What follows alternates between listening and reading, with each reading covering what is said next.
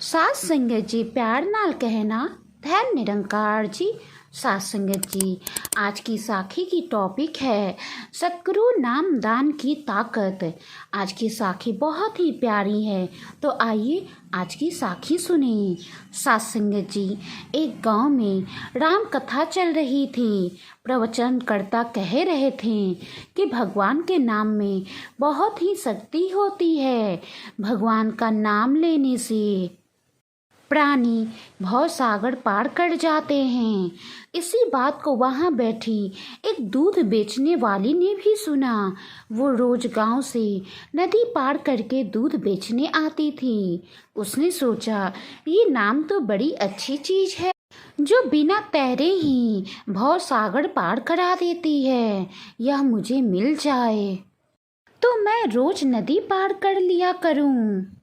सात संगत जी, नाम जानने और पाने की इच्छा से उस दिन वो भी सत्संग में बैठ गई। सत्संग समाप्त हो गई।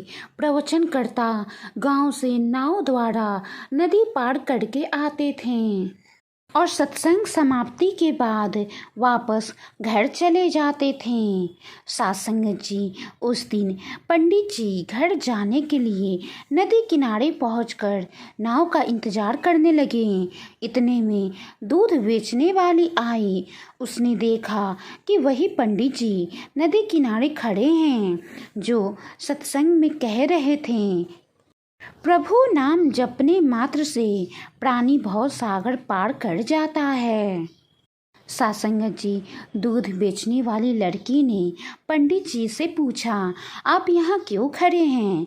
पंडित जी ने जवाब दिया, नदी पार जाना है, इसीलिए नाव का इंतजार कर रहा हूँ। सात संगत जी, इस पर दूध बेचने वाली लड़की ने कहा कि अभी आप सत्संग में कह रहे थे कि प्रभु का नाम लेने वाले भव सागर से भी पार उतर जाते हैं, लेकिन आप नाव का इंतजार कर रहे हैं। आप तो अपने प्रवचन में कह रहे थे भव सागर पार, और ये तो सिर्फ छोटी सी नदी है। आप तो भगवान का इतना नाम लेते हैं, लेकिन आप इस नदी को पार नहीं कर सकते।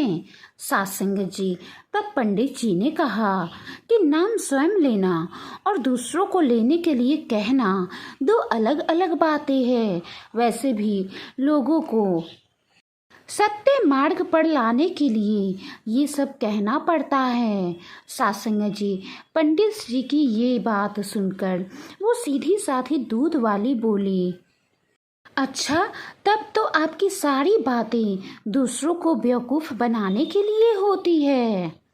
संगत जी, उस दूध बेचने वाली लड़की को लगा कि वो तो मेहनत से दूध बेचती है, किसी को तंग नहीं करती, सबका भला करती है।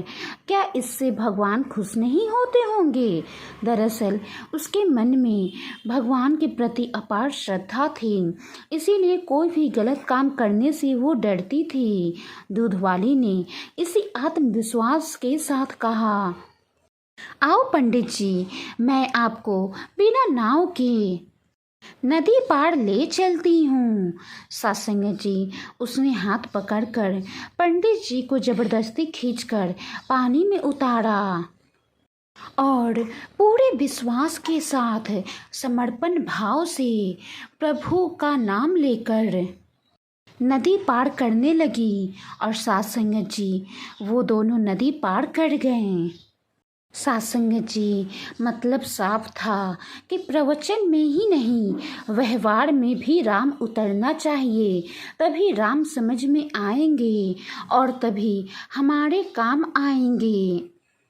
सात संगत जी, कहने का भाव है, हम सब भी सत्संग जाते हैं। सत्संग से जो विचार आते हैं, जो बोल आते हैं, जो आदेश संदेश आते हैं, उन्हें हम सिर्फ कानों से नहीं सुने, बल्कि अपने व्यवहार में लाएं, तभी वो काम आएंगे। साथ संगत जी, सतगुरु नाम में बहुत ही ताकत होती है। सिमरन में बहुत ही ताकत होती है। हमें हमेशा समर्पित भाव से पूरे विश्वास के साथ सिमरन करना चाहिए। जिस प्रकार वो दूध बेचने वाली लड़की ने पूरे विश्वास के साथ समर्पित होकर प्रभु नाम लिया और नदी पार कर गई। पर पंडित जी को विश्वास नहीं था। उनके प्रवचन सिर्फ और सिर्फ बोलों में थे, व्यवहार में नहीं। लेकिन उस दूध बेचने वाली लड़की ने उस प्रवचन को अपने व्यवहार में लाया। ठीक इसी प्रकार सत्संग से आए सारे आदेशों को हमें अपने व्यवहार में ढालना होगा। तभी हम सतगुरु के दिखाए मार्ग पर चल सकते हैं।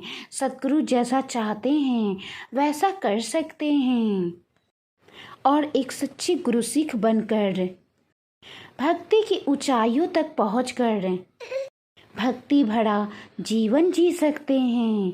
साथ संगत जी, वाणी में कोई गलती हो गई हो तो बख्श लेना जी। प्यार से कहना, धन निरंकार जी।